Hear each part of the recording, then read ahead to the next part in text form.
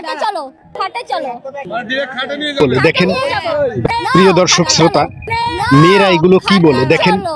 Brazil জিতছে সেই সম্পর্কে তারা নেইমার সম্পর্কে কি বলে।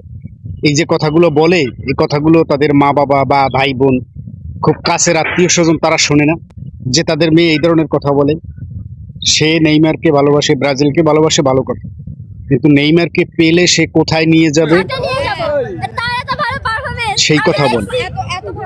আসলে এই যুগের ছেলে মেয়েদের এখন আর আগের মতো লজ্জা বা তাদের যে একটা প্রেস্টিজ বা প্রাইভেসি, এগুলো তারা বোঝে না, মানে না, তাই এভাবে বলছে। তা আমি বলবো একটু সংযত হয়ে বলা উচিত। বন্ধু মহলে সে এমনিতে আলোচনা করে, কিন্তু মিডিয়ার সামনে এরকম বলা ঠিক না। কিভাবে পারো তুমি বুঝো না? মেসি তো পারে না, পারে না। পুরা তো সব ঝুলে গেছে, পুরা পারে না, মাঠে না, খাটেও পারে না। না, খাটে চলো, না, খাটে চলো, খাটে চলো।